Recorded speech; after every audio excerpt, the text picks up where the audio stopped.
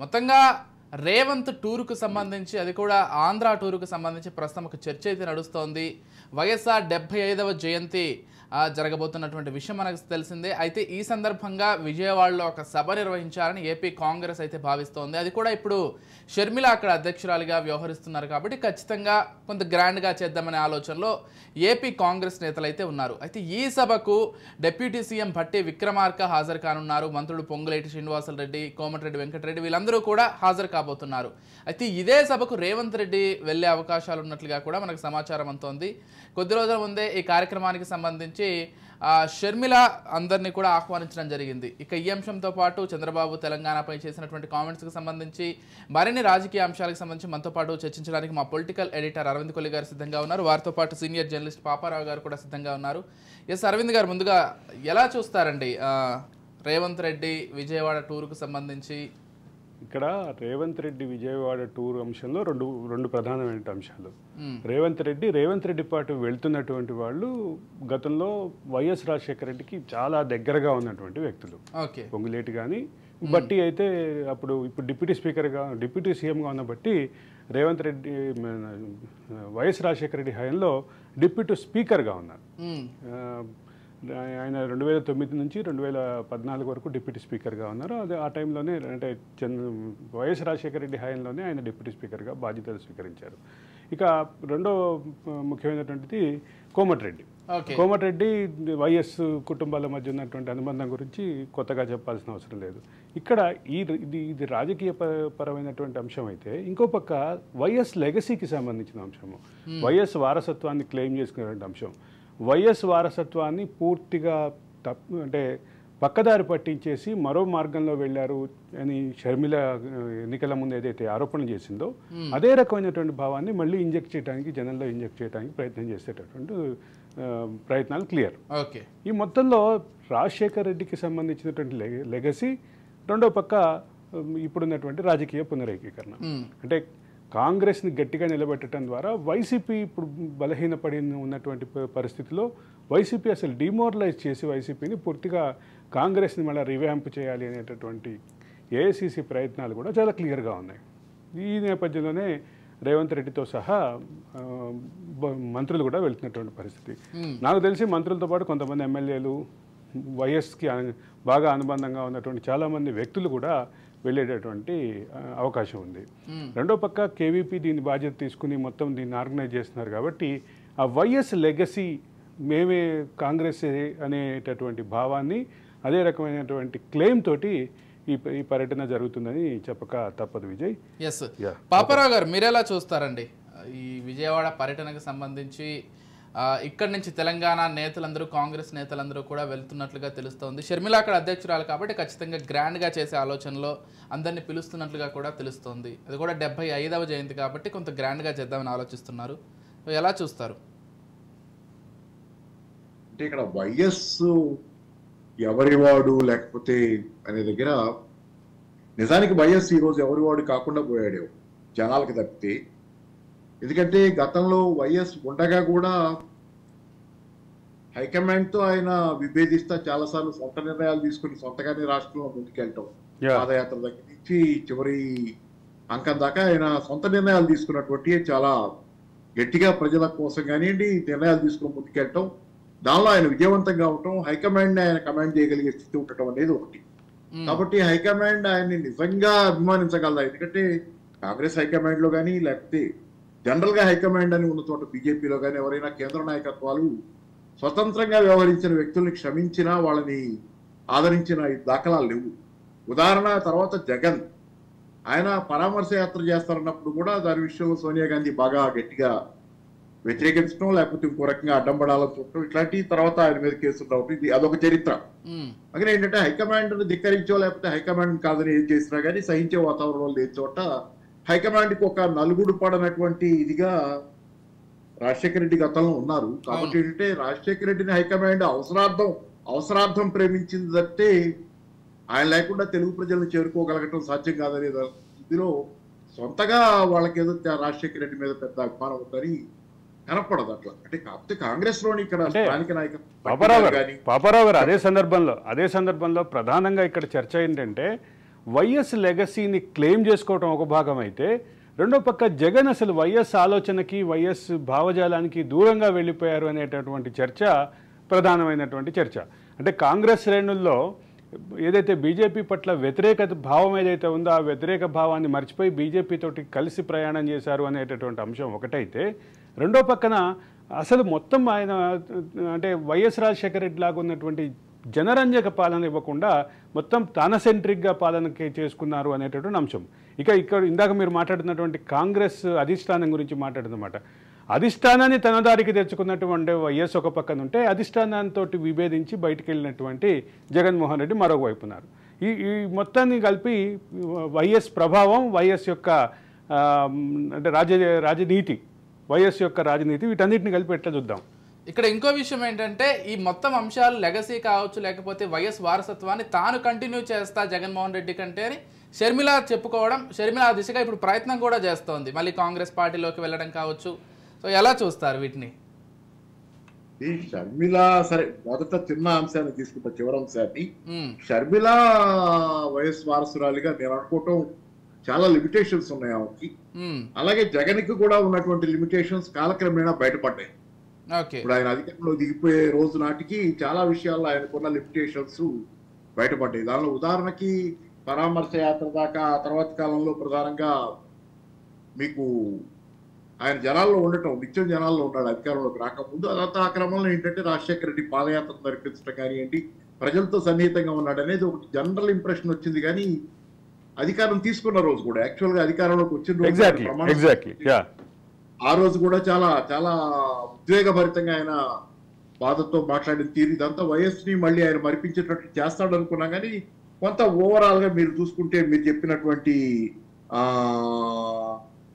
సంక్షేమంలో మినహాయిస్తే వైఎస్ కి జగన్ కి చాలా విషయాల్లో పోలిక లేదని అర్థమవుతుంది. సంక్షేమం చేశాడు, కాకపోతే ఆ సంక్షేమం కూడా ఆయనకి సొంతగా పెద్దగా అంటే 9 నవరత్నాలు పెట్టాడు ఆయన, కానీ అది యాంత్రికంగా ఉంది. నవరత్నాలు వైఎస్ సంక్షేమం మొత్తం జనాల అవసరాలతో బాగా మమేకమై జనాల దగ్గరికి వెళ్ళినప్పుడు ఆయన వాళ్ళకి వచ్చే ఆరోగ్య సమస్యలు, దాంతో వాళ్ళు కొంతమందికి కొన్ని ఘటనలు ఆయన్ని కదిలించి వేసి ఆరోగ్యశ్రీ అవసరం అనుకోవటం, అలాగే ఫీజు రీఎంబర్స్మెంట్ ఎలాగో పేద విద్యార్థులకి ఈరోజు ప్రైవేటు విశ్వవిద్యాలయాలు పెరిగిపోయి ఖరీదైందిగా విద్య మారిన తర్వాత ఇట్లా ఆయనకి కొంత దానికి జనాలతో లింక్ ఎక్కువ ఉంది. ఆయన సంక్షేమానికి కూడా జనాలకి నిత్య జీవితంలో దాని తాలూకు ఇది ఎక్కువ ఉండేది. సంక్షేమం నవరత్నాలుగా వచ్చింది ఏంటంటే దీనిలో భాగం సంక్షేమం ఉంది, కానీ దానికి జనాలతో అవసరాలతో అసలు పెద్ద కనెక్ట్ లేదేమో అనిపిస్తుంది. తర్వాత రెండోది ఏమవుతుందంటే మిగతా ఆస్పెక్ట్స్ లో సంక్షేమం మినహాయిస్తే మిగతా ఆస్పెక్ట్స్ లో జగన్ కి రాజశేఖర రెడ్డికి చాలా తేడా ఉందనేది స్పష్టంగా కనపడుతుంది. సంక్షేమ విషయంలో కొంత పోలికలు ఉండొచ్చు, ఎందుకంటే రాజశేఖర రెడ్డి చాలా మ్యాగ్నానిమస్ పర్సన్. ఆయన ఎవరినైనా అసెంబ్లీలో అదిలించినా గదిమినా దానిలో కూడా ఒక హుందాతనం, ఇదేంటి అనే బాధ, లేకపోతే ఇంకోటి స్పష్టంగా ఇక్కడ కొంచెం కక్ష సాధింపు అనేది జగన్ దగ్గర ప్రజలు ఖచ్చితంగా ఫీల్ అయ్యారు. ఇంకోటి పాపారావు గారు, ఎక్కువగా రాజశేఖర రెడ్డి గారు ఎవరొచ్చినా కానీ వెంటనే కలిసేవారు. ఎమ్మెల్యేలు కావచ్చు, వాళ్ళ పార్టీ కార్యకర్తలు కావచ్చు, అంతేందుకు ఇతర పార్టీ వాళ్ళు వచ్చినా కానీ వెంటనే వీటన్నిటితో పాటు ప్రజా దర్బార్ అనే కాన్సెప్ట్ ని, ప్రజల నుంచి వినతి పత్రాలు తీసుకునే కాన్సెప్ట్ ని చాలా విస్తృతంగా ఉపయోగించారు. కానీ జగన్మోహన్ రెడ్డి మాత్రం అన్ని బౌండరీస్ ఏర్పాటు చేసుకొని ఉన్నారనేది విమర్శ. అది నిజమే, ఎందుకంటే వైఎస్ మొదటి నుంచి జనాల నుంచి వచ్చి అంటే డాక్టర్ అతను, కానీ డాక్టర్ గా ఉన్న రోజుల్లో కూడా ఆయన రూపాయి డాక్టర్లు ఏదో చాలా పేదలకి సేవ చేయడం, దాంతో పాటుగా ఏంటంటే జనాల్లో కలిసి ఉండటం, స్వతహాగా వైఎస్ స్వభావంలోనే అందరితో కలిసి ఉంటుంది. నలుగురితో కలవటం, జనాలు పేదవాళ్ళని ప్రేమించడం, చిన్నవాడిని ప్రేమించడం, తన దగ్గర ఉన్న అతి సామాన్యుడిని కూడా తనతో కలిసి కూర్చోమని యాత్ర సినిమా చూశారు. ఈ ఘటనలు అయితే సినిమా సరే రాజకీయ పరంగా ప్రయోజనాల కోసం తీసి ఉండొచ్చు, కానీ కొన్ని ఘటనలు దానిలో చాలా కదిలించేయకుంటాయి. ఇప్పుడు డ్రైవర్ను ఎవరితో తనతో ఇంటికి వెళ్ళి భోజనం చేస్తారంటే లేదు నువ్వు ఇక్కడే కూర్చోరని చెప్పి హైకమాండ్ నుంచి వచ్చిన మనుషుల పక్కన తనతో పాటు డ్రైవర్ని కూర్చోబెట్టుకుంటే అది వైఎస్ లో ఉంది. YS is a different man. మీకు ఇక్కడ ఇది ఎక్కడ కనపడుతుంది అంటే ఇప్పుడు వెనక్కి తిరిగి చూసుకుంటే కనపడుతుంది. వైఎస్ పక్కన ఉన్న సూర్యుడు జగన్ పక్కన లేకుండా పోయాడు కదా. వైఎస్ తో బాగా సన్నిహితంగా ఉన్న వాళ్ళందరూ కూడా జగన్మోహన్ రెడ్డికి దూరం అయ్యారని చెప్పక తప్పదు. అదే మరి ఆ దగ్గరగా అది వాళ్ళేదో గమనించారు, మనం కూడా వాళ్ళేదో ఆ రోజు చూశారు. అందుకని ఏంటంటే సరే ఏంటంటే జగన్ తండ్రిలాగా పేరు తెచ్చుకున్నామని అనుకుని ఉండొచ్చు, వేరే ఉద్దేశాలు ఏమి లేకపోవచ్చు. కానీ ఆయనకున్న ఒరిజినల్ మెటీరియల్ ఏంటి? బిజినెస్ మ్యాన్ ఆయన. వైఎస్ ఏమో రాజకీయ నాయకుడు, జనాల్లో తిరిగిన వాడు, జనాల్ని ప్రేమించిన వాడు, జనాలు అలా కలిసిపోయాడు, జనాల్లో పూర్తిగా మమేకం అయిపోయాడు. ఈయన బిజినెస్ మ్యాన్, ఎలూఫ్ గా ఉండటం, దూరంగా ఉండటం, కొంత సిఇఓ మనస్తత్వం లాంటి కొన్ని మనం చంద్రబాబు గురించి అంటాం, కానీ అది నిజమే. కానీ చంద్రబాబులో కొంత, జగన్లో కూడా అది ఉందేమో మరి, బహుశా అది ఎప్పుడు బయటపడాల. సంక్షేమం కవర్ ఉండటం వల్ల ఆ బిజినెస్ మ్యాన్ తాలూకు సిఇఓ లక్షణాలు కొన్ని మనకి కనపడతాయి. పరదాలు కట్టుకుని తిరగటువంటి ఏంటంటే, జనానికి భయపడేది ఎవరు? హైఫైగా ఉండేటువంటి ఎలైట్ జనానికి దూరంగా ఉండాలనుకుంటారు, జనాలను చికాకు పడతారు, జనాలు కొంత వాళ్ళంటే భయపడతారు. ఇవన్నీ కొంత బిజినెస్ మ్యాన్ లక్షణాలు ఉన్నాయి. తర్వాత బీజేపీ విషయంలో వైఎస్ ఉంటుంటే కనుక అస్సలు రాజీ పడేవాడు కాదు. ఎంత పోరాటం, ఇప్పుడు లాలూ ప్రసాద్ యాదవ్ ఎలా అయితే బీహార్ లో జైలుకి పోవడానికైనా సిద్ధపడ్డాడు, కానీ అసలు బీజేపీతో రాజీ పడకుండా నిలబడ్డ పోరాటం బహుశా ఆంధ్రప్రదేశ్ లో కూడా మనం వైఎస్ ఉంటే బీజేపీతో చూసేవాడు. వైఎస్ దగ్గర అసలు వెనకడుగు వేసే తత్వం లేదు అసలు. అదే సందర్భంలో అధిష్టానాన్ని తన దారికి తెచ్చుకోవటమే తప్ప తన వాదన విషయంలో, ఈవెన్ అధిష్టానం విషయంలో కానీ, రాజకీయాల విషయంలో కానీ, అదే సందర్భంలో తనని నమ్ముకున్న వ్యక్తుల విషయంలో కానీ ఎక్కడ రాజీ పడకపోవటం ఆయనకు సంబంధించిన నైజం అనేది చెప్పాలి. అవును, అది మీకు ఆశాంతం అధిష్టానం దారి తీసుకోవటం, దారి తెచ్చుకోవటం అనేది తన సొంత లిస్టుల దగ్గర నుంచి తన సొంత నిర్ణయాల ప్రకారం. ఇక్కడ ఒక విషయం మాట్లాడాలి, ఇక్కడ ఒక ప్రధానమైన విషయం మాట్లాడాలి. అంటే అదేంటంటే, గతంలో వైఎస్ రాజశేఖర రెడ్డి ఉండగా వైఎస్ రాజశేఖర రెడ్డి మీద అంటే సూటిగా దాడిగా విమర్శలు చేసినటువంటి రేవంత్ రెడ్డి ఇప్పుడు ఆయన సంస్మరణ అంటే ఆయన జయంతి వేడుకలకి ముఖ్య అతిథిగా వెళ్తున్నటువంటి పరిస్థితి. అదే పారాడాక్స్, ఇప్పుడు అదే మాట్లాడాలి. ఎందుకంటే ఇప్పుడు చాలా తమాషా వ్యవహారం ఏంటంటే, తెలంగాణ కాంగ్రెస్ మీద టీడీపీ ఆరోపణలు తక్కువ. అంటే టీడీపీ తాలూకు మనుషులు ఆంధ్రప్రదేశ్ కాంగ్రెస్ మీద చాలా ఆరోపణలు ఉన్నాయి. టీడీపీ కబ్జా చేసేసింది ఆ పార్టీ, కాంగ్రెస్ పార్టీని. ఆంధ్రప్రదేశ్ కాంగ్రెస్ పార్టీని టీడీపీ కబ్జా చేసిందనే ఆరోపణలు చాలా ఉన్నాయి. అంటే టీడీపీని కబ్జా చేసిందనే ఆరోపణ ఎందుకు అనిపిస్తోందంటే, జగన్మోహన్ రెడ్డిని దింపి టీడీపీని అధికారంలోకి రావడంలో ఒక కీలకమైనటువంటి పాత్ర కాంగ్రెస్ అండ్ కాంగ్రెస్ పిసిసి అధ్యక్షురాలు కూడా పోషించారు అనేది ప్రధానమైన విమర్శ. తెలంగాణలో కంటే ఆంధ్రాలో కాంగ్రెస్ పార్టీ సొంత అస్తిత్వం లేని టీడీపీ తాలూకు ఒక ఎక్స్టెన్షన్ అనే ఫీలింగ్ మనకి ఎక్కువ సార్లు వస్తుంది. తెలంగాణలో ఆ ఫీలింగ్ రాదు. కానీ ఎందుకంటే తెలంగాణలో కాకపోతే ఏంటంటే, తెలంగాణలో కూడా నిరంతరంగా కాంగ్రెస్ ని టీడీపీకి దగ్గర చేసే నాయకులు అంటే కొంతమంది ఉన్నారు. టీడీపీలో సీనియర్ల మీద పెద్ద పోరాటం జరిగింది. మీకు గుర్తుంటే 2018 అసెంబ్లీ ఎన్నికల తర్వాత కాంగ్రెస్ సీనియర్ల మీద కాంగ్రెస్ పార్టీలోనే యువకులు, అప్పట్లో ఉన్న యువకులు మొత్తం, అద్దంకి దయాకర్ కావచ్చు, వీళ్ళంతా పెద్ద ఎత్తున ఫైట్ చేశారు కాంగ్రెస్ సీనియర్ల మీద. ఎందుకంటే వాళ్ళు టీడీపీకి దగ్గర అవుతున్నారు అనేది వీళ్ళందరికీ టీడీపీ మీద ఉన్న తెలంగాణ వ్యతిరేక పార్టీ అనేది ఫీలింగ్. అట్లా ఫైట్ చేస్తా వచ్చింది తెలంగాణ కాంగ్రెస్ లో నిరంతరంగా. మీకు ఇదే రాజ్ న్యూస్ నేను గుర్తుంది నాకు, ఇదే రాజ్ న్యూస్ లో ఇదే ప్లాట్ఫామ్ మీద మేము చాలా సందర్భాల్లో కాంగ్రెస్ సీనియర్లు వర్సెస్ జూనియర్లు చాలా సార్లు మాట్లాడుకున్నాం. కాంగ్రెస్ జూనియర్లు తెలంగాణ స్పిరిట్ అనేది, తెలంగాణ ఉద్యమం ఇది అనేది, కాంగ్రెస్ సీనియర్లు టీడీపీ తో లింకులు కానీ ఇట్లా కానీ కొన్ని ఉన్నాయనేది జనరల్ గా ఇట్లాంటి ఆరోపణల మీద చాలా సార్లు మాట్లాడుకున్నాం. అప్పట్లో నాకు తెలిసి ఈయన మన కోటరెడ్డి వెంకటరెడ్డి గారు కూడా చాలా పెద్ద ఎత్తున కాంగ్రెస్ సీనియర్లకు వ్యతిరేకంగా, ఆయన సీనియర్ అయినా కాంగ్రెస్ సీనియర్లకు చాలా పెద్ద ఎత్తున ఆయన కూడా అదే పార్టీలో తెలుగుదేశం నుంచి వచ్చిన ఇప్పటికీ తెలుగుదేశంతో లింకులు ఉన్నాయేమోనని, చంద్రబాబుతో లింకులు ఉన్నాయని ఆరోపణలు ఉంది రేవంత్ రెడ్డి ఇక్కడ. కానీ అయితే నేను ఒకటి మాత్రం చెప్తాను, ప్లీజ్ ఏమనుకోకపోతే ఏంటంటే, ఇక్కడ చంద్రబాబులో ఇప్పుడు కాంగ్రెస్ పార్టీ తెలంగాణ, రేవంత్ రెడ్డి లేకపోతే టీడీపీ చేతిలో ఎంత ఉన్నారు కాసేపు పక్కన పెడితే, చంద్రబాబుకి ఆ లక్షణం ఉంది. ఇతర పార్టీల్లో తన వాళ్ళని పెట్టుకుని ఆ పార్టీలని తన ఇష్టానుసారం నలిపే గుణాన్ని నేను చూశాను. ఇప్పుడు ఆ స్టేజ్ దాటిపోయింది అనుకుంటా రేవంత్ రెడ్డి పరిస్థితి. రేవంత్ రెడ్డికి సంబంధించినటువంటి యాటిట్యూడ్ కానీ, రేవంత్ రెడ్డికి సంబంధించిన పొలిటికల్, ఆయన కూడా సొంతగా ముఖ్యమంత్రి అయ్యాడు కాబట్టి ఆ పరిధిని, ఆ ఆర్బిట్ లోంచి ఆయన బయటకు వస్తే తప్పితే అదే ఆర్బిట్ లో శాటిలైట్ లాగా తిరుగుతుంటే ఆయనకి ఏమాత్రం చరిత్రలో స్థానం ఉండదు. అయితే ఒకటి మాత్రం క్లియర్, రేవంత్ రెడ్డి అంటే ఇంకొక విషయం ఏంటంటే, అనుకోకుండా రేవంత్ రెడ్డి టీపీసీసీ అధ్యక్షుడై మొన్నటికి కరెక్ట్గా శనివారానికి 3 సంవత్సరాలు అయింది. ఈ 3 సంవత్సరాల్లో అంటే జవసత్వాలు ఉడిగిపోయింది, కాంగ్రెస్ పార్టీ అయిపోయింది అనుకున్న దాన్ని రీవ్యాంప్ చేయడంలో అటు అధిష్టానం కానీ ఇటు దానిలో మిగతా నాయకుల్ని కలుపుకుపోవటం కానీ మిగతా నాయకులు అందరూ కలిసి ఏకతాటిగా నడవటం కానీ వీటన్నిటితో పాటు రేవంత్ రెడ్డి పాత్ర కూడా ఖచ్చితంగా కాదనలేండి. ఖచ్చితంగా ఉంది, చాలా డైనమిక్ పాత్ర ఉంది దానిలో. నిస్సందేహంగా ఆయన ఒంటరి పోరాటమే చేశాడు, ఎందుకంటే మిగతా వాళ్ళు సహకరించలేదు అని అందుకని ఆ స్థాయిలో ఫైట్ చేసే నాయకులు లేరు. అయితే ఇక్కడ ఒక దీన్ని కరెక్ట్ గా పాలిటిక్స్ అన్ని డైనమిక్ గా ఉంటాయి, స్టాటిక్ గా ఉండవనటానికి రేవంత్ రెడ్డి వైఖరి, అదే సందర్భంలో రేవంత్ రెడ్డి పాత్ర, ఇవన్నీ ఉదాహరణగానే చెప్పాలి. ఎస్ అరవింద్ గారు, అంటే గత చరిత్ర అంతా పక్కన పెడితే ఇప్పుడు జరగబోయేటువంటి ఈ ఏదైతే 75వ జయంతికి సంబంధించి ఆంధ్ర పాలిటిక్స్ పైన ఎటువంటి ప్రభావం పడబోతోంది అనేది ఇప్పుడు ప్రధాన చర్చ. నా అభిప్రాయం అయితే చాలా క్లియర్. ఐ హోప్ పాపారావు గారు కూడా దాంతో ఏకీభవిస్తారనుకుంటా. ఇప్పుడు అంత డైనమిక్ గా ఆలోచిస్తున్నటువంటి మనం ఒక ముఖ్యమైనటువంటి విషయం గమనించాలి. ఇప్పుడు వైఎస్ఆర్సీపీ దాదాపుగా నిస్సత్తువలో నిరాశలో మిగిలిపోయింది. 11 సీట్లకే పరిమితమైంది. 11లో ఎంతమంది ఉంటారనేటటువంటి చర్చ కూడా జరుగుతుంది. వాటన్నిటిని పక్కన పెడితే ఈ రోజు కార్యకర్తలకి భరోసా ఇచ్చి నడిపించే పరిస్థితిలో లేదు. గతంలో అయితే రాజశేఖర రెడ్డి మార్గంలో ఈయన నడుస్తాడు, ఏదో అద్భుతాలు సృష్టిస్తాడన్న నమ్మకం ఉండేది. ఇప్పుడు ఆ నమ్మకం కోల్పోయిందంటే, అంటే రాజశేఖర రెడ్డికి విరుద్ధమైనటువంటి పాలన అనేటటువంటి భావనలో ఉన్నటువంటి కాంగ్రెస్ శ్రేణులు, వైసీపీ వైపు మొగ్గు చూపినటువంటి కాంగ్రెస్ శ్రేణులు కూడా మళ్ళీ కాంగ్రెస్ బలంగా ఉంది అనుకున్నప్పుడు మళ్ళీ కాంగ్రెస్ వైపు వచ్చే అవకాశం ఉంది. అది అంటే మరో రూపంలో దేశవ్యాప్తంగా ఏదైతే ఎన్డీఏ కూటమి ఫైట్ ఏదైతే ఉందో, టఫ్గా ఏదైతే ఎదుగుతుందో ఇండియా కూటమి, అదే రకమైనటువంటి మార్గం కనుక ఇక్కడ కనిపిస్తే మాత్రం ఖచ్చితంగా కాంగ్రెస్ బలపడేటటువంటి అవకాశం ఉంది. బలపడేటటువంటి క్రమంలో మాత్రం వైసీపీ బలహీనపడితేనే కాంగ్రెస్ బలపడేటటువంటి అవకాశం ఉంది.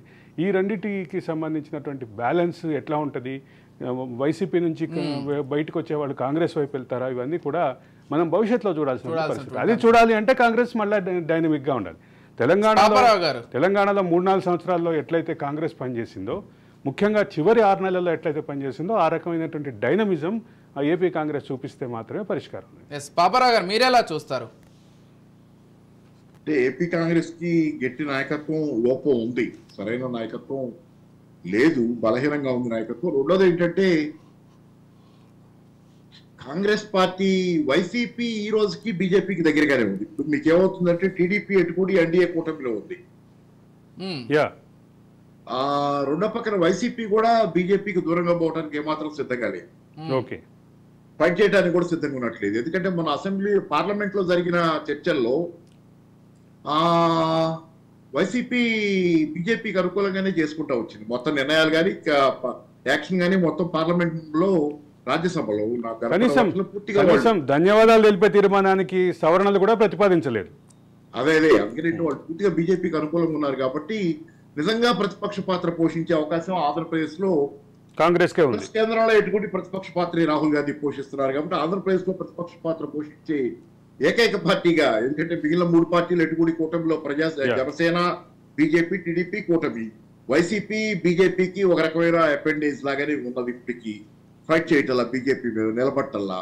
కాబట్టి ఈ సందర్భంలో ఏంటంటే మీకు కాంగ్రెస్ కి చాలా అవకాశాలు ఉన్నాయి, కానీ వాళ్ళు హైకమాండ్ కాంగ్రెస్ ఆంధ్రప్రదేశ్ మీద దృష్టి పెట్టాలి. ఆంధ్రప్రదేశ్ కాంగ్రెస్ మీద దృష్టి పెట్టి దాని లీడర్షిప్ ని ప్రమోట్ చేయడానికి కావాల్సిన వాళ్ళని యంగ్స్టర్స్ ఉంటారు, ఖచ్చితంగా వాళ్ళని ప్రమోట్ చేయడానికి ఒక గట్టి నిర్ణయం తీసుకుని ముందుకెళ్తే తప్పితే తర్వాత వాళ్ళు ఇక్కడ తెలంగాణలో కూడా వాళ్ళు కొంత దృష్టి పెట్టారు. రేవంత్ రెడ్డి గారి మీద మన కమిటీ వేశారు కదా, 8 సీట్లే ఎందుకు వచ్చినాయి, 12 రావాలనుకున్నాం, 8 ఎందుకు వచ్చినాయి అనే దాని మీద కమిటీ వేసి 3తో వాళ్ళు ఇక్కడ వచ్చి జిల్లాల్లో కూడా వస్తారు, తిరుగుతారు, జిల్లాల్లో కూడా తిరిగి ఏ లోపాలు జరిగినాయి ఇక్కడ అనేది కూడా కొంత రేవంత్ రెడ్డి మొన్న నామినేటెడ్ పోస్టుల విషయంలో, కేబినెట్ విస్తరణ విషయంలో కూడా రేవంత్ రెడ్డికి ఫ్రీ హ్యాండ్ ఇవ్వాల, వాళ్ళు ఆపి పంపించారు, తర్వాత చూద్దామని.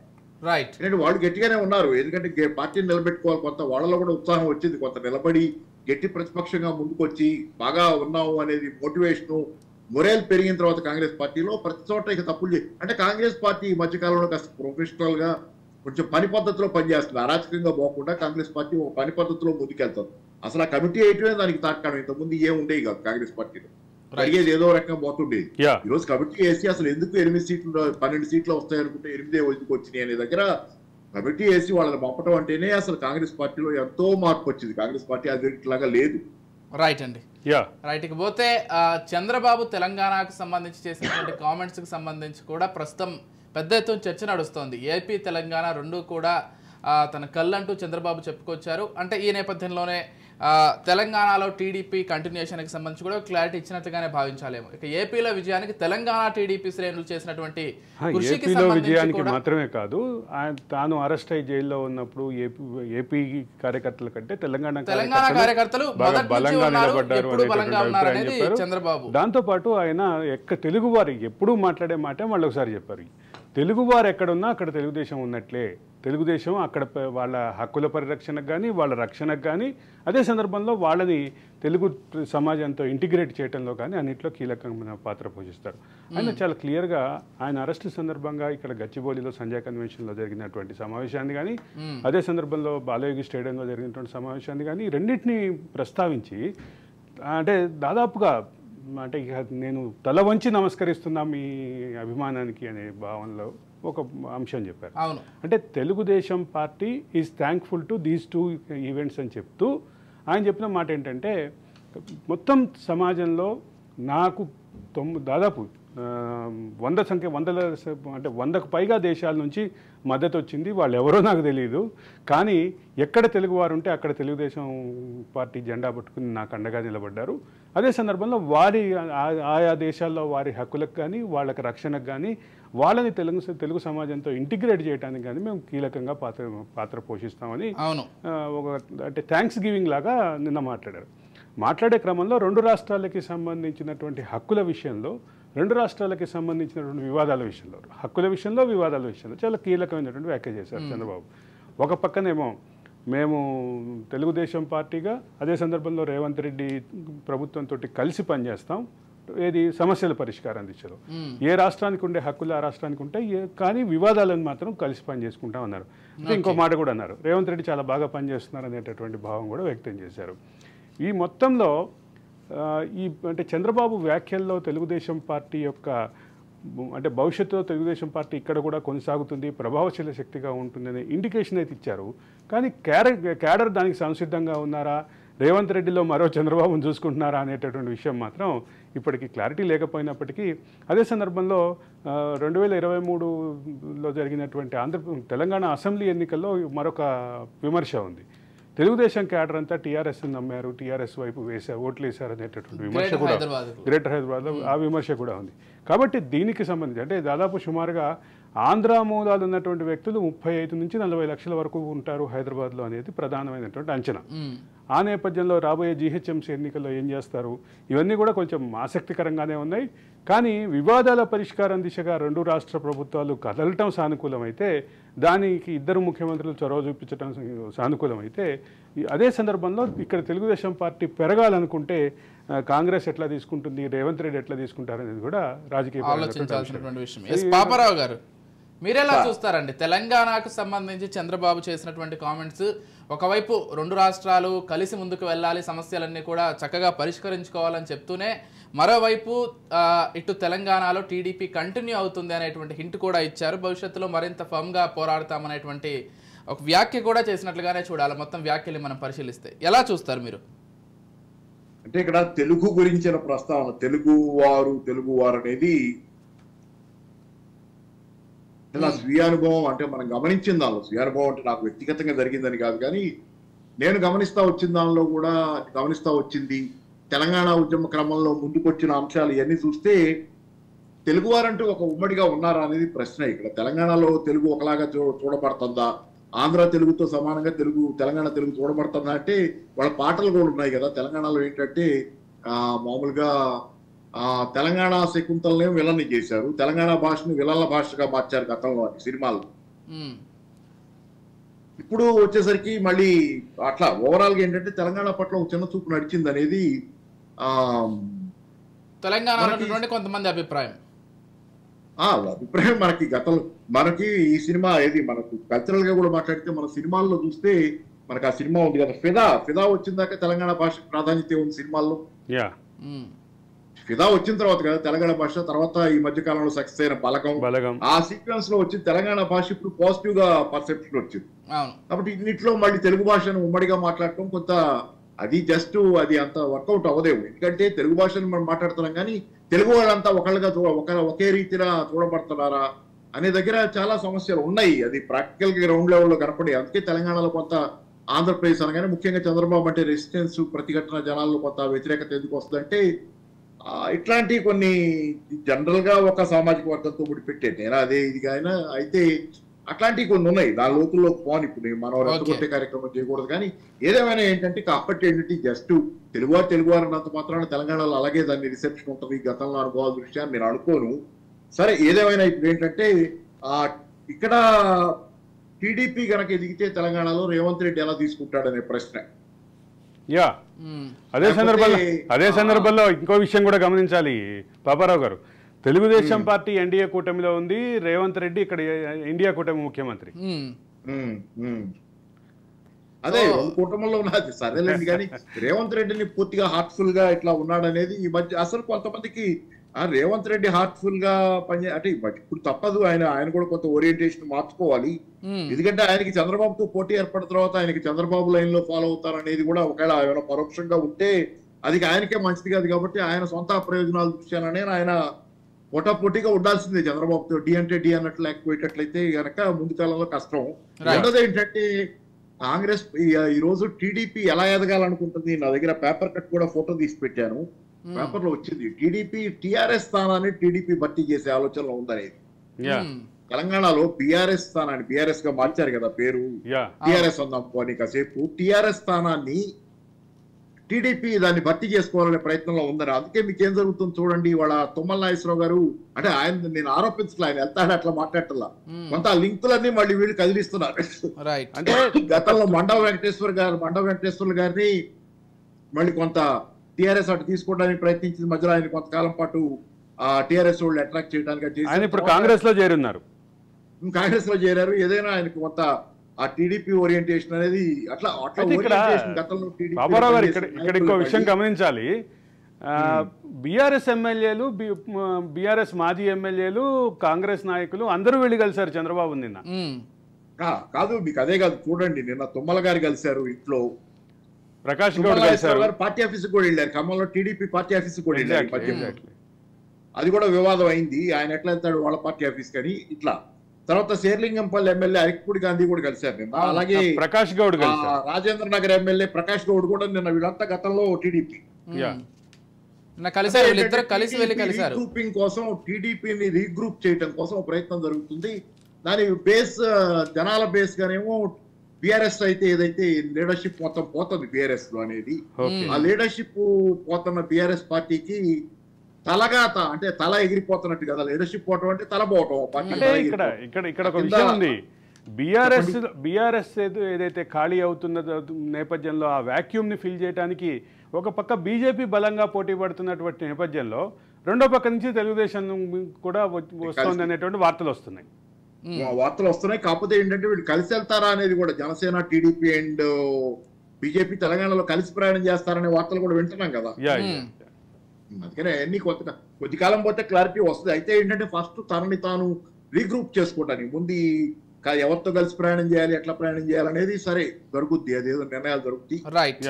అలా రీగ్రూప్ ముందు తనని తాను స్ట్రెంథన్ చేసుకోవాలనే ప్రయత్నం టీడీపీ అయితే తెలంగాణలో మళ్ళీ నిలబడాలని, వాళ్ళని తిరిగి తన దగ్గర నుంచి చల్లా చెదరైపోయిన శ్రేణుల్ని మళ్ళీ కూడగట్టుకోవాలనే ప్రయత్నం అయితే బాగా భారీగా చేస్తుంది.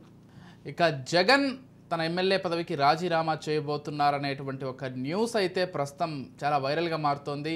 అవినాష్ రెడ్డితో రాజీనామా చేయించి కడప ఎంపీగా ఆయన పోటీ చేసి కేంద్రంలోకి వెళ్ళబోతున్నారు, ఢిల్లీ వేదికగా ఆయన రాజకీయాలు నడపబోతున్నారనేటువంటి విషయం కూడా ప్రస్తుతం కొంత హైలైట్గా నిలుస్తోంది. ఇక పులివెందల నుంచి ఆయన తల్లి అయినటువంటి విజయలక్ష్మి గారి చేత లేకపోతే సతీమణి భారతీలు ఇద్దరిలో ఒకరిని అక్కడ దింపి పోటీ చేపించి గెలిపించే ప్రయత్నంలో ఉన్నట్లుగా కూడా తెలుస్తోంది. ప్రధానంగా భారతి గారికి సంబంధించి వారిని నిలబెట్టి గెలిపించాలనే ఆలోచనలో ఉన్నట్లుగా తెలుస్తోంది. ప్రత్యక్ష రాజకీయాల్లోకి భారతి గారిని కూడా తీసుకురావాలనేటువంటి ఆలోచనలో వైసీపీ ఉన్నట్లుగా ఒక కంక్లూజన్ అయితే వస్తుంది. కాకపోతే దీనికి సంబంధించి ఇప్పటివరకు వైసీపీ ఎటువంటి కంక్లూజన్స్ లేకపోతే కామెంట్స్ చేయలేదు బహిరంగంగా.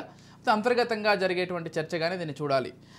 ఎలా చూస్తారు పాపారావు గారు మీరు ఈ అంశాన్ని? అసలు ఏం జరుగుతోంది ఈ విషయంలో?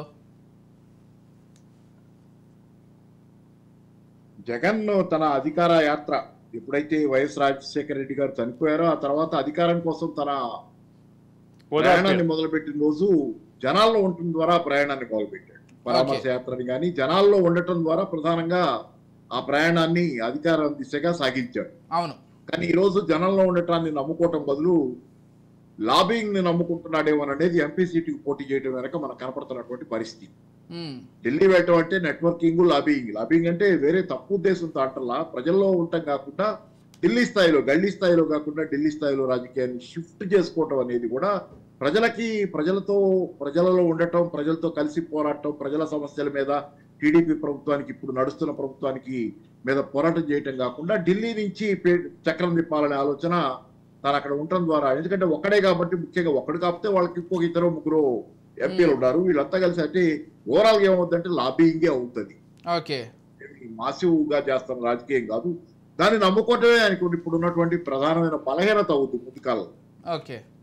ఎందుకంటే స్థానికంగా ఉన్నటువంటి సమస్యల మీద పోరాటం చేసేవాళ్ళు ఎవరో ఒకళ్ళు పుట్టుకొస్తారు. ఎప్పుడు రేపు కనుక టీడీపీ ఎవరి ప్రభుత్వం ఉన్నా స్థానికంగా ఏదో కొన్ని సమస్యలు ఉంటాయి కదా, పోరాడే వాళ్ళు ఉంటారు. జగన్ ఆ స్థానాన్ని వెకేట్ చేసేసి పోరాడే స్థానాన్ని జనం కోసం ఢిల్లీ వెళ్ళిపోయి లాబింగ్ మీద దృష్టి పెట్టిన తర్వాత స్థానికంగా పోరాడే వాళ్ళదే రేపు పొద్దున ఆంధ్రప్రదేశ్ రాష్ట్రంలో ప్రాధాన్యత నెమ్మదిగా పెరుగుద్ది. ఇప్పటికే కాంగ్రెస్ ఆ దిశలో ప్రయత్నిస్తుంది కాబట్టి కాంగ్రెస్ బలపడేటటువంటి అవకాశాలను కూడా స్థానికంగా ఏంటంటే స్థానికంగా బయటకు వచ్చి అంటే సమస్యల మీద ధర్నాలు లేకపోతే ఇంకేదైనా కానీ ఇంకోటో ఆందోళన రూపాలు కానీ ఏదైనా ఉంటాయి. సమస్యలు లేకుండా ఎట్లా ఉంటాయి, ఎప్పుడైనా ఎక్కడైనా ఉంటాయి. కాబట్టి టీడీపీ ప్రభుత్వంలో ప్రజల సమస్యల పట్ల ప్రతినిధిగా రోడ్ల మీద ఉండగలిగిన వాళ్ళకి ఏపీలో స్థానం పెరుగుతుంది. అయితే అదే సందర్భంలో అంటే ఇద్దరు పేర్లే ప్రస్తావనకు వస్తున్నప్పటికీ మూడో పేరు కూడా నిన్న మధ్యాహ్నం నుంచి బాగా సర్క్యులేషన్లో ఉంది. అవినాష్ రెడ్డి, జగన్మోహన్ రెడ్డి స్వాప్ చేసుకోబోతున్నారు అని.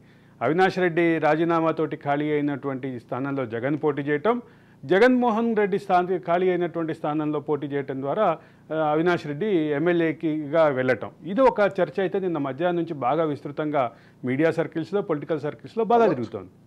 అయ్యుండొచ్చు. కాకపోతే పులివెందుల సీటుకు సంబంధించి కేవలం వైఎస్ అనే ఒక ఫ్యామిలీకి, రాజశేఖర రెడ్డి ఫ్యామిలీకి పరిమితం చేద్దామనే ఆలోచనలో కూడా వాళ్ళు ముందు నుంచి ఉన్నారు.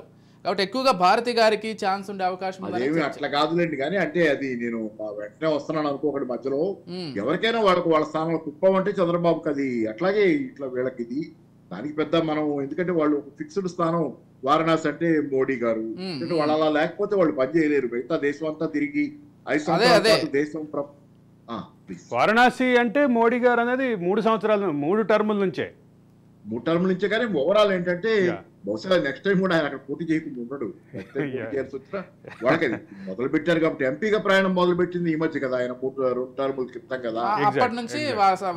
అంటే ఇక్కడ ప్రధానంగా గమనించాల్సింది ఏంటంటే విజయ్, ఒకటి పులివెందుల చాలా బలమైనటువంటి స్థానం వైఎస్ కుటుంబానికి అనేటటువంటి ధీమా ఉంది. రెండో పక్క ఈ నెగటివ్ వేవ్లో అంటే 2024 ఎన్నికల్లో పూర్తి నెగటివ్ వేవ్ వైసీపీకి, అక్కడ కూడా ఆ సందర్భంలో అటువంటి పరిస్థితుల్లో కూడా కేవలం 26,000 ఓట్ల మెజారిటీ మాత్రమే తగ్గింది. అంటే మిగతా చోట్ల అసలు భారీ మెజారిటీలు వచ్చిన దగ్గర కూడా చాలా అంటే అవమానకరమైనటువంటి ఫలితాలు పొందినటువంటి వైసీపీ అక్కడ కేవలం 25-26,000 మాత్రమే మెజారిటీ తగ్గించుకుని జగన్మోహన్ రెడ్డి గెలిచారు. కాబట్టి ఆ నేపథ్యంలో అది బలమైనటువంటి స్థానం అని ఫీల్ అవుతున్నారు. రెండోది కడప లోక్సభ స్థానం వైఎస్ జగన్మోహన్ రెడ్డికి కానీ, వైఎస్ రాజశేఖర రెడ్డికి కానీ, మన వివేకానంద రెడ్డికి కానీ వీళ్ళందరికీ చాలా అంటే భారీ మెజారిటీలు ఇచ్చినటువంటి స్థానం. అటువంటి చోట్ల ఇప్పుడు ఈ సీట్లు మార్చుడు కానీ లేకపోతే ఆయన పార్లమెంటుకు వెళ్ళి ఇక్కడ తల్లిని కానీ భార్యని కానీ నిలబెట్టాలని ప్రభుత్వం. అయితే ఇప్పుడున్నటువంటి కుటుంబ సంబంధాల నేపథ్యంలో తల్లి ఒప్పుకోవటం అనుమానమే కాకుండా తల్లిని పోటీ చేయించాలనే ఆలోచన కూడా బహుశా జగన్మోహన్ రెడ్డి చేయకపోవచ్చు. అయితే ఇప్పుడు ప్రధానంగా వస్తున్నటువంటి పేరేంటి, కడప ఎంపీగా వెళ్ళి దేశ రాజకీయాల్లో కీలక పాత్ర విషయం తర్వాత, కానీ ఆయన దానికంటే ముఖ్యమైన ఇంకో విషయం ఉంది. ఆయన ఎమ్మెల్యేగా ఉండి అసెంబ్లీకి వెళ్ళి అవమానాలు పొందుతాననేటటువంటి అనుమానం ఏదైతే ఉందో అది ఆయన వ్యక్తం చేశారు. ఆయన వ్యక్తం చేసినటువంటి నేపథ్యంలో మనం ఆ కంక్లూజన్కి రావడం తప్పు కూడా కాదు. ఆయనంతటా ఆయన అవమానాలకు గురి చేస్తారు తనని అని చెప్పి ఏదైతే ఎక్స్పెక్ట్ చేశారో, గతంలో చంద్రబాబు ఏదైతే అవమానింపబడ్డారని తెలుగుదేశం భావిస్తూ అదే రివెంజ్ తీసుకునే ప్రయత్నం చేస్తుందనే అనుమానాల నేపథ్యంలో దీనికి మాత్రం ఖచ్చితంగా ఆస్కారం ఉంది. అంటే జగన్మోహన్ రెడ్డి తన వ్యవహార శైలి విషయంలో దీని విషయంలో అనుమానాలు లేకపోయినప్పటికీ ఆయన రాజకీయ పందా విషయంలో కొంత అనుమానాలు క్లారిటీ ఉంది. ఇక్కడ ఉన్నటువంటి నలుగురు ఎంపీలకు సంబంధించినటువంటి అంశం. నలుగురు ఎంపీల్లో మిథున్ రెడ్డి ఇప్పుడు ప్రస్తుతం అంటే పార్లమెంటరీ పక్ష నాయకుడిగా ఉన్నాడు కాబట్టి జగన్మోహన్ రెడ్డి వెళ్తే జగన్మోహన్ రెడ్డి ఆ స్థానంలో వస్తారు. రెండో పక్కన జగన్మోహన్ రెడ్డికి సంబంధించినటువంటి మిగతా ఇక్కడ ఫేస్ చేసేటటువంటి అవసరం ఉండకుండా దీన్ని ఎస్కేప్ చేసేటటువంటి అవకాశం అయితే ఖచ్చితంగా బలంగా ఉందనేది క్లియర్. అయితే పులివెందుల స్థానంలో గతంలో 26,000 ఓట్ల మెజారిటీ తగ్గించినటువంటి కూటమి ఇప్పుడు మొత్తం ఫోకస్ అంతా పెట్టి వైసీపీని 11 నుంచి 10 స్థానాలకి దింపడానికి కూడా ప్రయత్నం చేసేటువంటి అవకాశం ఖచ్చితంగా ఉంది. కానీ జగన్మోహన్ రెడ్డికి తనకి సేఫ్ ప్లేస్కి వెళ్ళాలన్నటువంటి ఆలోచన వస్తుందేమో అనేది అనుమానం అయితే ఉంది విజయ్. ఎస్, చూద్దాం అంటే ఈ అంశంలో మరి ఎటువంటి డెసిషన్స్ తీసుకుంటారో అనేది చూడాలి. అంటే ఈ రోజు ఎక్కువగా ప్రకటన వచ్చే అవకాశం కూడా ఉంది వైఎస్ జయంతి సందర్భంగా. ఇటువంటి ఆలోచనకు సంబంధించి కూడా చూస్తున్నాం. సరే, వచ్చిన తర్వాత రాజకీయ పరిణామాలు ఎలా ఉంటాయో చూద్దాం. అంటే ఇప్పుడు నేను చెప్పినటువంటి స్వాప్ ఏదైతే ఉందో అది కొత్త కూడా కాదు ఆ కుటుంబానికి. గతంలో వివేకానంద రెడ్డి పార్లమెంట్లో ఉన్నప్పుడు, అంటే రాజశేఖర రెడ్డి పార్లమెంట్లో ఉన్నప్పుడు వివేకానంద రెడ్డి అసెంబ్లీలో ఉండేవారు. తర్వాత రాజశేఖర రెడ్డి 99లో అసెంబ్లీకి పోటీ చేసినప్పుడు ఆయన పార్లమెంటుకి పోటీ చేశారు. కాబట్టి ఈ స్వాప్ అనేది ఆ కుటుంబానికి కొత్త కాదు అనేది క్లియర్ విజయ్. పోతే భారతిని కూడా ప్రత్యక్ష రాజకీయాల్లోకి తీసుకురావాలనే ఆలోచన గతం నుంచి ఉంది. ఆమె కూడా ఇంట్రెస్టెడ్గా ఉన్నారు. మన ప్రచారంలో కొంత బాగానే పాల్గొనడం ఇవన్నీ చూస్తుంటే మరి చూద్దాం ఏం జరుగుతుందో. ఒకవేళ ఈయన ఎంపీగా వెళ్తే ఇవన్నీ పరిణామాలు కాబట్టి. రేపోతే తెలంగాణకు సంబంధించి ఒక 6 ప్రాజెక్టులకు సంబంధించి సీఎం రేవంత్ రెడ్డి ప్రత్యేక దృష్టి పెట్టినట్లుగా తెలుస్తోంది. తక్కువ ఖర్చుతో ఆయకట్టలకు నీరందించేలా ఒక కార్యాచరణ కూడా రూపొందిస్తున్నట్లుగా కూడా తెలుస్తోంది.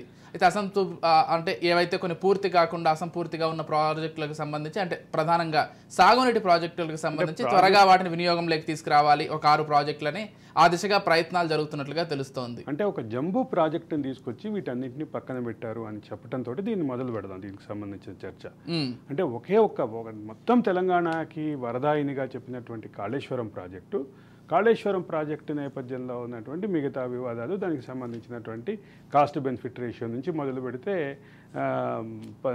పరిహారం వరకు. అదే సందర్భంలో ఇప్పటికీ 2019లో 3 ముఖ్యమంత్రులు కలిసి ప్రారంభించినటువంటి ఈ ప్రాజెక్టు ఇవాళకి field channels and distributary system కూడా ఇంతవరకు ప్రారంభించలేదు అని నా దగ్గర దానికి సంబంధించిన ఆర్టీఐ కూడా ఉంది. మనం ఆర్టీఐలో వేస్తే వచ్చినటువంటి సమాచారం కాళేశ్వరాన్ని హైప్ చేస్తూ ఇటువంటి చిన్న చిన్న డబ్బులు పెడితే ఇప్పుడు పరిస్థితి ఏంటంటే ఈ 6 ప్రాజెక్టులు పూర్తయితే 241 కోట్లు ఖర్చు అవుతుంది. ఇప్పుడు పెరిగినటువంటి అంచనాల నేపథ్యంలో 241 కోట్లు ఖర్చు అవుతుంది. 48,000 ఎకరాలకు నీళ్ళు వస్తుంది. 48,000 ఎకరాల కోసం 240 కోట్లు పెట్టకుండా, అంటే ఇప్పుడు పెరిగిన అంచనాల ప్రకారం, మళ్ళీ చెప్తున్నా, 2024 అంచనాల ప్రకారం 241 కోట్లు పెడితే ఈ ప్రాజెక్టు పూర్తవుతున్నాయి. అప్పుడు అయితే 150 కోట్లలో అయిపోయింది. కానీ మొత్తం కాళేశ్వరం ప్రాజెక్టు నుంచి 1,00,000 ఎకరాలకు కూడా నీళ్ళు అందలేదు అనేటటువంటి పరిస్థితి ఉంది. అంటే 241 కోట్లతోటి 48,000 ఎకరాలకు నీళ్ళు వచ్చేటటువంటి అవకాశం ఇప్పుడు వాడుతుంటే, అంటే దీని మీద ప్రాజెక్టుల మీద ఒక శాస్త్రీయ దృక్పథం లేకుండా తాను మాత్రమే చేయాలి, తన బ్రాండ్ మాత్రమే ఉండాలి, తన ఐడియా మాత్రమే ఇంప్లిమెంట్ అవ్వాలి అనేటటువంటి భావం అయితే గత ముఖ్యమంత్రికి, గత ప్రభుత్వానికి ఉందనేది చాలా క్లియర్. రైట్. ఈ అంశంతో చూస్తే ఇదే రకమైనటువంటి అంశం తుమ్మిడిహెట్టికి కూడా వర్తిస్తుంది. తుమ్మిడిహెట్టి ఆల్రెడీ కాలువలు పూర్తయినాయి, అక్కడ బాహుబలి మోటార్లు అవసరం లేదు, గ్రావిటీతో నీళ్ళు వచ్చేటటువంటి పరిస్థితి ఉంది. అటువంటి దగ్గర బ్యారేజ్ కట్టకుండా దాన్ని పక్కన పెట్టేసి మరో పక్కన ఎల్లంపల్లికి, అంటే ఆ నీళ్లు డైరెక్ట్గా తీసుకొచ్చి ఎల్లంపల్లిలో పోసేటటువంటి అవకాశం ఉన్నప్పుడు, శ్రీపాద సాగర్లో పోసే అవకాశం ఉన్నప్పుడు ఇది కాకుండా రివర్స్ పంపింగ్ అని చెప్పి ఒక 3 బ్యారేజీలు కట్టడం, ఆ బ్యారేజీల్లో కూడా సరే నిర్వహణ వీటన్నిటికి సంబంధించినటువంటి విషయాలు అన్నీ ఉన్నాయి. ఈ నేపథ్యంలో ఒక పక్కన cost benefit ratio, operational cost benefit ratio, construction cost benefit ratio, ఈ రెండింటి మీద కాగు అక్షింతలు వేస్తే, కాగు ఒకరోజు కాదు, ఒక సంవత్సరం కాదు, వరుసగా 7 సంవత్సరాల పాటు అక్షింతలు వేసింది కాగు వేసినటువంటి పరిస్థితి. ఇప్పుడు దాంతో పోల్చి ఆలోచిస్తే మాత్రం దీన్ని అసలు మనం ఎంత, అంటే ఫ్రూట్ఫుల్ ప్రాజెక్ట్, ఫ్రూట్ఫుల్ వర్క్ కన్నా చూడాలి. 240 కోట్లు ఖర్చు పెడితే, మూర్ఖత్వ decisions కూడా 240 కోట్లు ఖర్చు పెడితే 48,000 ఎకరాలకు నీళ్లు రావటం ఏంటి? అది కూడా అసంపూర్తిగా ఉన్న ప్రాజెక్టులు పూర్తి చేయడానికి చేస్తున్నటువంటి పని. ఇదే పని 10 సంవత్సరాల క్రితం చేస్తే ఈ రోజు తెలంగాణ యొక్క ఫ్రూట్ఫుల్ గా ఉండేది, ఇన్వెస్ట్మెంట్ ఫ్రూట్ఫుల్ గా ఉండేది. పాపారావు గారు మీరెలా చూస్తారండి? ఏదైతే 6 ప్రాజెక్టులు పెండింగ్ లో ఉన్నాయి వాటిని కంప్లీట్ చేసే దిశగా వెంట వెంటనే అడుగులు పడుతున్నట్లుగా భావించాలి. చిన్న ఇది 6 ప్రాజెక్టులు ఎప్పటి నుంచి పెండింగ్ లో ఉన్నాయి. 10 సంవత్సరాల క్రితం నుంచి అనుకోను, 10 సంవత్సరాల క్రితం దీని నిర్మాణం కొంత మొదలయ్యి ఆ తర్వాత ముందుకు పెద్దగా వెళ్ళకపోయి ఉండొచ్చు. ఎగ్జాక్ట్ 10 సంవత్సరాలు కాదు కాబట్టి నాకు తెలియదు ఆ ప్రాజెక్ట్ లో ఎప్పుడు నిర్మాణం మొదలైందనేది తెలియదు. కానీ ఓవరాల్ గా ఇప్పుడు ఏంటంటే ఆయన రేవంత్ రెడ్డి గారు ప్రయత్నం చేస్తుంది లీస్ట్ ఎఫర్ట్ అండ్ ఎక్స్పెన్స్ తో మోస్ట్ ఎక్కువ తనకి కాంగ్రెస్ పార్టీకు జనాల్లో పలుకుబడి పెంచేది అనేది ఒక ప్రయత్నం జరుగుతుంది. మంచిదే చేసుకుని ప్రాజెక్టులు పూర్తయితే మంచిది. 6 ప్రాజెక్టులు ఏదైతే కొంత కొసకి వచ్చి లాస్ట్ మైల్ హిచ్ అంటాం కదా, మామూలుగా మనం కేబుల్స్ లో కానీ ఇంటర్నెట్ కనెక్షన్లు ఎలక్ట్రిసిటీ కనెక్షన్లు ఇచ్చే దగ్గర లాస్ట్ మైల్ హిచ్ అంటాం. ఆ చివర 1 మైల్ దగ్గరే ప్రాబ్లం వస్తుంది, జనరల్ గా ఆగుతాయి. అట్లా అందుకని ఏంటంటే ఎట్లా చివరికి కొసకొచ్చినటువంటి ఆ ప్రాజెక్ట్ ని కంక్లూడ్ చేయటం. ఉదాహరణ చెప్పారు కదా, చాలా వాటి కాళేశ్వరం ఇట్లాంటి ఆ నిర్మాణం డ్యాములు ప్రాజెక్టులు అయితే కట్టారు కానీ దాన్ని ఆ నీళ్లు తీసుకెళ్ళడానికి కాలువలు కావాలి కదా, వాటి నిర్మాణం జరగలేదు, అది నిర్లక్ష్యం జరిగింది దాని విషయం అనేది. సరే ఎందుకైనా జరగండి, కాకపోతే ఏంటంటే ఒకటి మాత్రం నిజం, దీనిలో మామూలు పద్ధతి ఏంటంటే పర్ట్ అండ్ సిపిఎం అంటారు. నేను ఎంబీఏ వాళ్ళకి చెప్పేటప్పుడు ఇది ఒకటి ఉండేది మాకు. పర్ట్ అండ్ సిపిఎం అంటే ప్రాజెక్ట్ మేనేజ్మెంట్ లో ఈ 2 టెక్నిక్స్. ఒక ప్రాజెక్ట్ ని పూర్తి చేసే స్టెప్స్ ఎలా ఉండాలి, దానిలో ఏ రకంగా ప్రొసీడ్ అయితే ప్రాజెక్టు స్మూత్ గా సక్సెస్ఫుల్ గా కంప్లీట్ అవుతుంది, త్వరగా అవుట్కమ్ వస్తుంది అనేది, ఎఫిషియెంట్ గా ఎఫెక్టివ్ గా పనిచేయడం కోసం పర్ట్ అండ్ సిపిఎం అనేవి 2 ఉండేవి మనకు ప్రాజెక్ట్ మేనేజ్మెంట్ వీటికి సంబంధించి. కాబట్టి ఈ ప్రాజెక్ట్ నిర్మాణంలో కూడా తెలంగాణలో జరిగే ప్రాజెక్ట్ నిర్మాణంలో కూడా ఎల్ఎన్టీ లాంటి సంస్థలు చేసినాయి కొన్ని. దానిలో పర్ట్ అండ్ సిపిఎం వాడకుండా ఉంటారు, సైంటిఫిక్ మెథడ్స్ వాడకుండా ఉంటారని నేను అనుకోను. సరే అయితే ఏవైతే దానిలో మళ్ళీ రాజకీయ జోక్యం వల్ల కొంత ఏమన్నా ఇప్పుడు కొసకు వచ్చినటువంటి ప్రాజెక్టులు ఆగి ఉండొచ్చు. చెప్తున్న 6 ప్రాజెక్టులు గతంలో ఆగి ఉండొచ్చు. సరే దాన్ని పూర్తి చేయనండి. అయితే మరి దీన్ని తక్కువ ఖర్చుతో 6 ప్రాజెక్టులు పూర్తి చేస్తే మిగతా ఎక్కువ ఖర్చు అవసరం అంటే ఇంకో పక్కన ఏ ప్రాజెక్టులు ఉన్నాయి, దీని అర్థం తక్కువ ఖర్చుతో పూర్తయ్యే ప్రాజెక్టులు పూర్తి చేస్తాం, దేంతో అయితే తొందరగా రిజల్ట్ వస్తుందో పూర్తి చేస్తామంటే ఎక్కువ ఖర్చు పెట్టి చేయాల్సినవి వేరే ఉన్నాయనే కదా దీని పక్కన ప్యారలల్ గా. మీరు అయ్యేం చేస్తారు, అంటే వాటి దగ్గర డబ్బులు మరి ఆ ప్రశ్న ఉంది కదా, వాటి దగ్గర డబ్బులు దాచుకుంటారా అంటే ఇమీడియట్ రిజల్ట్ కోసం చేస్తే పర్వాలా. కాంగ్రెస్ పార్టీకి కొంత 6 గ్యారంటీల విషయంలో వీటిలో కొంత ఇమేజ్ దెబ్బతింది కాబట్టి ఇమీడియట్ రిజల్ట్ కోసం మళ్ళీ జనాల్లో పలుకుబడిని పుంజుకోవటం కోసం చేసుకుంటే ఓకే.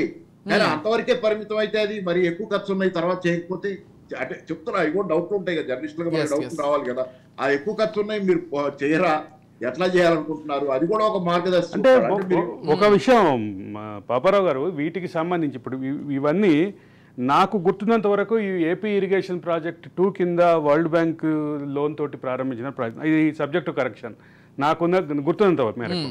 ఒకటి నీల్వాయి, పింపి, పాలెం వాగు, మత్తడి వాగు, SRSP 2. వీటికి సంబంధించినటువంటి విషయాలు అయితే SRSP 2 అయితే 283 వరకు, అంటే 181 నుంచి 283 వరకు. దాంట్లో నిజంగానే కొద్దిగానే మిగిలినటువంటి పరిస్థితి. దీనికి నేను ప్రత్యక్ష సాక్షినే. అంటే ఒక చిన్న విషయం చెప్పాలి, రాజశేఖర్ రెడ్డి టైంలో కొంత ఏపీ ఇరిగేషన్ ప్రాజెక్టు 3++ వచ్చింది. అంతకుముందు వచ్చినటువంటి 2 AP1, AP2 కింద వచ్చినటువంటి ఇది కానీ లేదా AP3కి వచ్చినటువంటి అనుమతులు కానీ వీటన్నిటి నాకు తెలుసు, వరల్డ్ బ్యాంక్ నుంచి వచ్చినటువంటి ఫండ్స్ ఇవి. అయితే వీటిలో చివర్లో ఆపటం ద్వారా, అంటే ఇక్కడ విషయం ఏంటంటే కేసీఆర్ ఉద్యమ సమయంలో ఒక మాట చెప్పారు, కాళ్ళడ్డం పెడితే నీళ్ళు వచ్చేటటువంటి ప్రాజెక్టులు కూడా ఉన్నాయి మన దగ్గర అని. అటువంటి ప్రాజెక్టులో ఇట్లాంటి ఇవి కూడా ఉన్నాయి. నిజంగానే అంటే తెలంగాణ ఉద్యమ నేపథ్యంలో ఇరిగేషన్ ప్రాజెక్టుల మీద విస్తృత చర్చ జరిగితే ఆ చర్చకి సంబంధించినటువంటి అవుట్కమ్లో నేను కొంత పార్టిసిపేట్ చేశాను, అంటే నేను అన్ని దగ్గరగా చూసిన వాడిని. ఇక్కడ ఒక ముఖ్యమైనటువంటి విషయం ఏంటంటే నిజంగానే సెమీ ఫినిష్డ్ దశలో ఉన్నటువంటి ఆల్మోస్ట్ చివరి చిన్న కరెక్షన్స్ చేయాల్సినటువంటి పరిస్థితిలో కేవలం గత ప్రభుత్వ ప్రాజెక్టులు అనే ఉద్దేశంతో ఆపి ఒక ఒకటే ఒక తెలంగాణకి ఒకే ఒక వరదాయిని, అదే కాళేశ్వరం ప్రాజెక్టు, తర్వాత కృష్ణానది మీద కట్టాలనుకున్నటువంటి పాలమూరు రంగారెడ్డి ప్రాజెక్టు. ఈ రెండు మాత్రమే కడతాము, మిగతా అన్ని పక్కన పెడతాము అనేటటువంటి ఉద్దేశం మాత్రం గత ప్రభుత్వం వైఖరిలో క్లియర్గా కనిపించింది.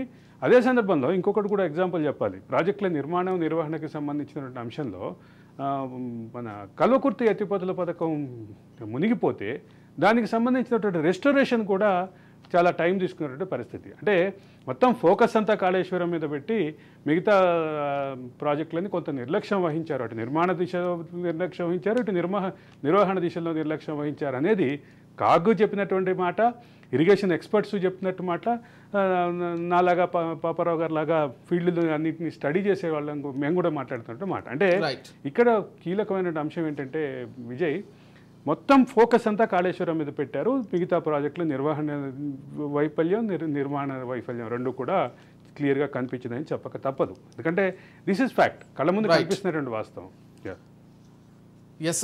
పోతే మరొక అంశాన్ని మనం ప్రస్తావించినట్లయితే, ఎమ్మెల్యేగా ఓటమిపై జగ్గారెడ్డి కొన్ని ఇంట్రెస్టింగ్ కామెంట్స్ అయితే చేశారు. తాను ఓటమి చెందిన దానికి తానైతే బాధపడట్లేదు, కొంత ప్రశాంతంగా ఉన్నాను, కాకపోతే అధికారంలో కాంగ్రెస్ ఉంది కాబట్టి మన వాళ్ళకి కావాల్సిన పనులన్నీ జరిపించుకోవచ్చు అంటూ ఆయన చేసినటువంటి కామెంట్స్. గతంలో కూడా ఇటువంటి కామెంట్స్ చేశారు ఆయన, ఎలక్షన్స్ వెంటనే ఇటువంటి కామెంట్స్ చేశారు.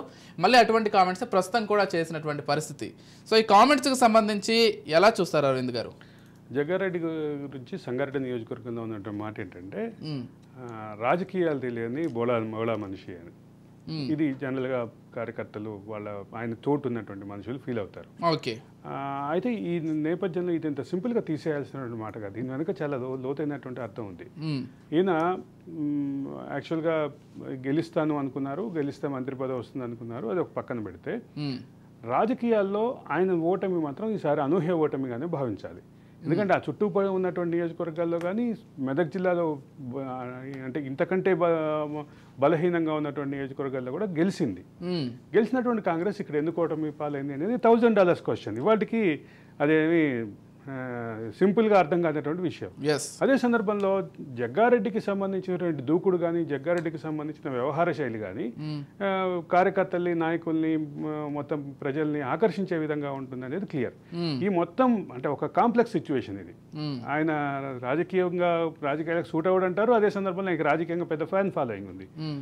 బీజేపీలో రాజకీయాలు మొదలుపెట్టి టీఆర్ఎస్లో చేరి, టీఆర్ఎస్ నుంచి కాంగ్రెస్లోకి వచ్చినటువంటి జగ్గారెడ్డి మళ్ళీ మధ్యలో కొంతకాలం బీజేపీలో ఉన్నట్టున్నారు.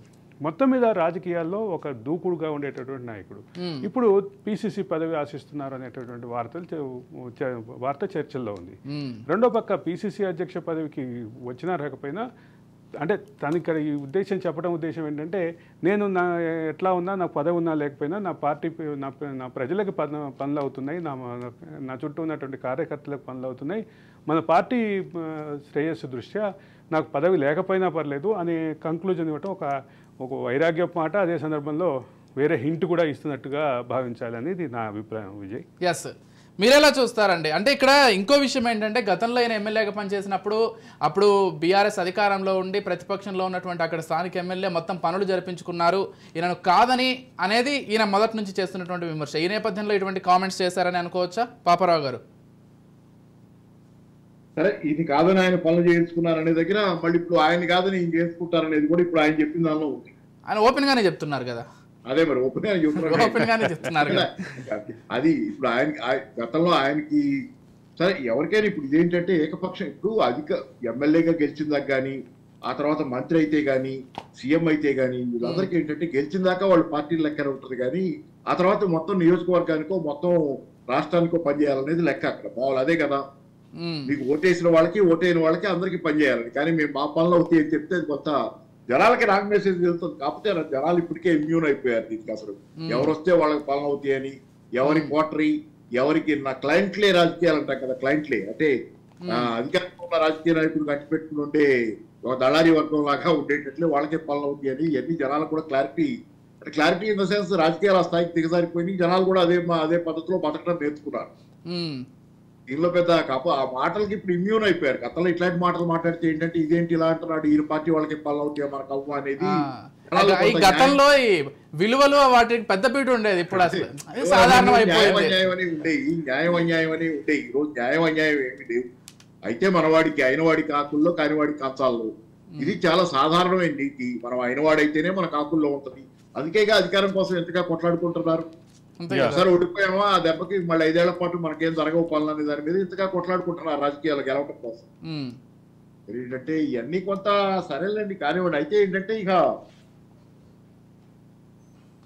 దీన్ని మనం ఏం చేయలేము. జగ్గారెడ్డి గారు ఒక అంశం అయితే క్లియర్ గా కనిపిస్తోంది పాపారావు గారు. అసలు ఓట్ల ఎన్నికల్లో అడిగేటప్పుడే చెబుతున్నారు కదా, పోటీ చేసినప్పుడే చెబుతున్నారు, నేను గెలిస్తేనే ఇక్కడ ఏమైనా పనిచేస్తాను.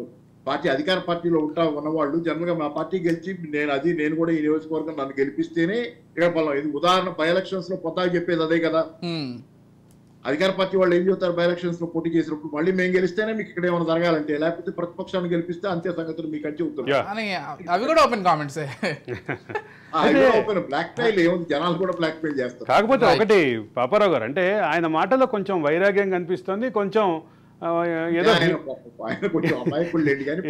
ఏదో హింట్ ఇస్తున్నట్టుగా కూడా కనిపిస్తుంది. చూద్దాం అంటే ఏ రకమైన డైరెక్షన్ లో వెళ్తుందో జగ్గారెడ్డి వ్యవహారం అనేది కొంచెం ఇంట్రెస్టింగ్ గానే ఉంటుంది. చూద్దాం ఏమవుతుందో.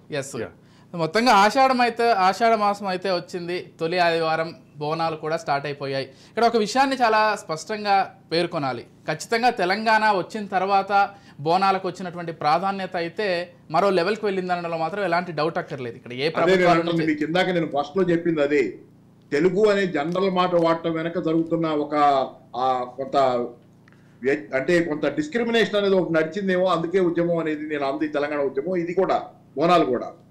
ఇప్పుడైతే బోనాలకు సంబంధించి ఈసారి బాగా అంగరంగ వైభవంగా జరుగుతున్నప్పటికీ ఒక వ్యక్తి కనిపించట్లేదు. బోనాలు అనగానే బంగార బోనం ఎత్తుకుని వచ్చే కవితమ్మ ఇవాళ లేదు. కవితమ్మ లేని బోనాలు జరుగుతున్నాయి. అయితే ఒక విషయం అయితే క్లియర్గా చెప్పాలి, బోనాలు అనేది ఒక్కొక్క ప్రాంతంలో ఒక్కొక్క రోజు ఒక్కొక్క సందర్భంలో చేస్తారు.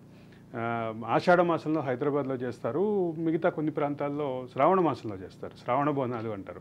ఇదే ఆషాఢ బోనాలనే శ్రావణ బోనాలుగా వ్యవహరిస్తారు. దానికి ఆంధ్రాలో కూడా కొన్ని ప్రాంతాల్లో చేస్తారు. అదే చెప్తున్నా.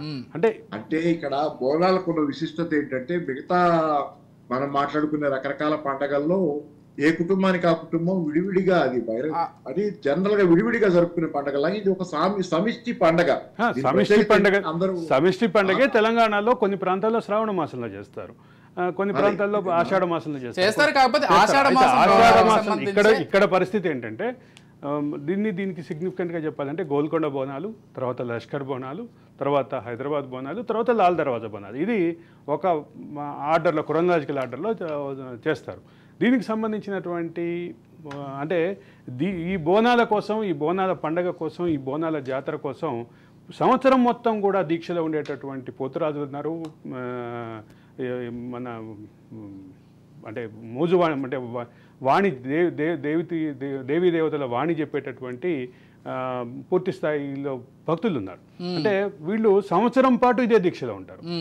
వాళ్ళకి సంబంధించినటువంటి ఒక పెద్ద పండుగ. అదే సందర్భంలో ఇది ప్రతి ఇంట్లోనూ ప్రతి కుటుంబం నుంచి అమ్మవారికి బోనం సమర్పించడంతో పాటు బోనం వచ్చినటువంటి మిగుల్ని అందరూ ప్రసాదంగా తీసుకోవటం, దానికి తగ్గట్టుగానే అంటే బలులు ఇవ్వటం, ఇవన్నీ కూడా మామూలుగా జరుగుతాయి.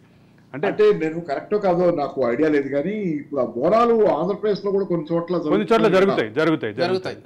అంటే దాని ఆ పండగ తాలూకు ఒక అందం ఉంది, పండగలో ఒక అందం ఉంది, పండగలో ఒక సమిష్టి బలగం సినిమా అనేది చూస్తుంటారు కదా. ఇక్కడ ఒక ప్రధానమైన అంశం చెప్పాలి, రాష్ట్రాలకు అతీతంగా అన్ని చోట్ల చూశారు తెలుగు వాళ్ళు అంతా. అప్పుడు అక్కడ తెలుగు వాళ్ళు అంతా చూశారు. బలగంలో ఇక్కడ మెసేజ్ ఒక కుటుంబం, ఇక్కడ ప్రధానంగా ఒక మాట చెప్పాలంటే, తెలంగాణ యావత్తు మొత్తం బోనాల పండుగ చేసినప్పటికీ కొన్ని ప్రాంతాల్లో ఆంధ్రాలో ఉన్నటువంటి ప్రభుబండ్ల సంస్కృతి ఇక్కడ అంటే ముఖ్యంగా దక్షిణ తెలంగాణ 3-4 జిల్లాల్లో ఆంధ్రాలో ఏదైతే ప్రభుబండ్ల సంస్కృతి ఉందో, ముఖ్యంగా మన ఇదేది గుంటూరు జిల్లాలో ఉన్నటువంటి సంస్కృతి, ఆ సంస్కృతి ఇక్కడ కూడా కనిపిస్తూ ఉంటుంది.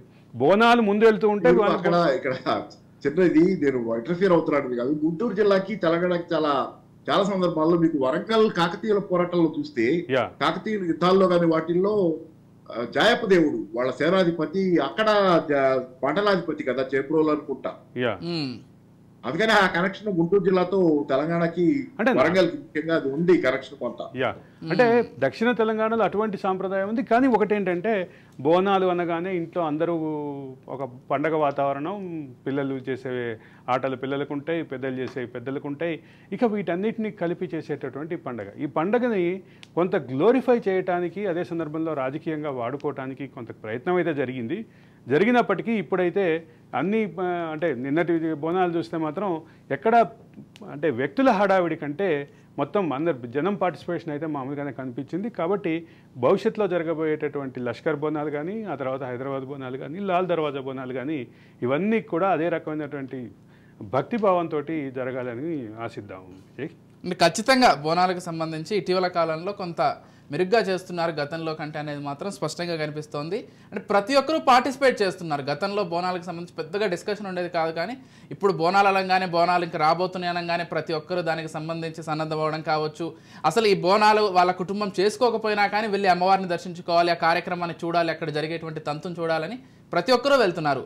ఇటు హైదరాబాద్లో ఉన్నటువంటి తెలుగు ప్రజలందరూ, అటు ఆంధ్ర వాళ్ళు కావచ్చు, ఇతర రాష్ట్రాల వాళ్ళందరూ కూడా బోనాలు ఏ ప్రాంతంలో జరుగుతుంది, ఇప్పుడు గోల్కొండ కావచ్చు, లేకపోతే మహంకాళి కావచ్చు, అక్కడక్కడికి వెళ్ళి చూస్తున్నటువంటి సందర్భం. మహంకాళి బోనాలే లష్కర్ బోనాలు, సింహవాహిని అమ్మవారి బోనాల్ని మన దీనికి నిన్న జరిగినటువంటి బోనాలకి చెప్తారు. అట్లాగే లాల్ దర్వాజా బోనాలని లాల్ దర్వాజా బోనాలు అంటారు. సో మొత్తం మీద అంటే కుటుంబం అంతా పార్టిసిపేట్ చేసేటటువంటి పండుగ వాతావరణం ఏదైతే ఉందో ఇది తెలంగాణలో అన్ని ప్రాంతాల్లో ఉన్నప్పటికీ వివిధ ప్రాంతాల్లో వివిధ డేట్లలో వివిధ టైంలో నిర్వహిస్తారు. కొన్ని చోట్ల శ్రావణంలో నిర్వహిస్తారు, కొన్ని చోట్ల ఆషాఢంలో నిర్వహిస్తారు. ఇది కొన్ని చోట్ల నిజంగానే విజయ్ చెప్పినట్లుగా ఆంధ్రాలో కొన్ని ప్రాంతాల్లో కూడా దీనికి సంబంధించినటువంటి ప్రాశస్త్యం కనిపిస్తుంది, దీని ప్రభావం కనిపిస్తుంది. రెండోది పాపారావు గారు చెప్పినట్లుగా దీనికి సంబంధించినటువంటి సిగ్నిఫికెన్స్ వెనుక గతంలో రాజకీయపరమైనటువంటి అంటే రాజ్యపరమైనటువంటి అంశాలు కూడా ఉన్నాయి. తెలంగాణ ప్రాంతంలో ఉన్నటువంటి రాజులకి అక్కడ ఉన్నటువంటి సేనాపతులు అక్కడ నుంచి ఉండేవారు, లేదా సామంతరాజులు అక్కడ నుంచి ఉండేవారు. కాబట్టి ఇది ఒక సమిష్టి పండగగా జరిగేటటువంటి పరిస్థితి ఉంది.